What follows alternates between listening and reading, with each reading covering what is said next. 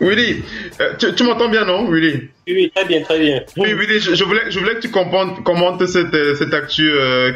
C'est une actu tu as dû la voir quelque part.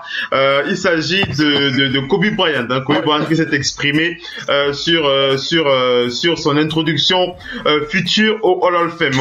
On rappelle que ce sera dans environ 4 ans. Hein, je crois que c'est dans 4 ans dans 4 ans qu'il pourra rentrer au Hall of Fame. Alors, Kobe Bryant qui a dit qu'il aimerait bien être introduit par soit Michael Jordan ou Phil Jackson pour le Hall of Fame. Alors moi, Willy, je voulais te faire réagir parce que moi j'étais un peu surpris de l'entendre dire ça parce que je m'étais dit que il allait un peu faire comme ça se fait un peu traditionnellement, c'est-à-dire que généralement l'on choisit quelqu'un qui a été au plus près hein, de notre histoire, un peu comme un coéquipier. Je prends le cas de Jordan. Jordan, il a choisi Pippen, je crois. Hein, il a choisi Pippen, je crois. Hein. Alors bon, je pensais qu'il aurait pensé peut-être à Derek Fisher. Hein, Derek Fisher qui a quand même été l'un de ses compagnons de bataille. Depuis 1996. Voilà, donc, mais il a cité MJ et Phil Jackson. Comment tu as envie de réagir? Bon, c'est vrai que Phil Jackson, c'est aussi quand même un père pour lui, quelque part, non, Phil Jackson? Oui, en fait, le truc, c'est que tout comme tout, je pense que moi, j'étais surpris que c'était pas Derek Fisher qui voulait, parce que Fisher et lui sont entrés en 96, si je ne me trompe pas, les deux sont de la même classe. Ils ont joué presque 15 ans ensemble avant que Fisher n'ait ces petits problèmes avant de partir changer d'équipe là. Oui. Mais d'un autre côté, je comprends aussi son choix parce que Kobe, on le sait tous, c'est la photocopie de Michael.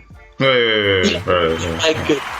Et je pense qu'il a imité les moves de Michael et il a fait encore mieux que MJ. Donc c'est pour ça que je me dis, il a pu prendre MJ parce que tout le monde le sait. C'est un peu par rapport à ça que les gens ont du mal à dire que non, que les Blonds au-dessus de Kobe, parce que tout le monde dit Kobe, il a quand même copié MJ et il a fait très bien et même mieux que lui. Par rapport à c'est par rapport à Phil Jackson que je comprends pas trop, parce que je sais que les relations vers la fin de chez les clips étaient devenues un peu tendues. Ils étaient en froid.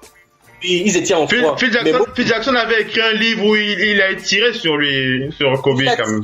Oui, par rapport au fait que non, Kobe était très égoïste. Et par rapport au fait, j'ai lu ce livre, il parlait du fait que Kobe était très égoïste, tout ça. Mais bon, moi je me dis aussi que, comme Mopo dit souvent, ce qui se dit en public, on ne sait jamais ce qui se dit derrière. C'est vrai, donc, c'est vrai. Peut-être pas derrière aussi, ils ont dû arranger leur problème, tout comme Shaq et Kobe. Chaque Kobe a arrangé le problème. C'est vrai. Mais moi, je dis quand même que ce soit Shaq qui le présente. Bien sûr. Ouais. Oui, c'est vrai que Shaq aussi, ouais, c'est vrai qu'il faut penser à Shaq aussi. C'est quand même son partenaire en crime attitré. C'est quand même son partenaire en crime. C'est vrai. C'est vrai. Vous êtes bien sur Radio Hors Parquet. La radio qui vous parle de NBA, la radio qui vous écoute. Basketball, c'est mieux à la radio.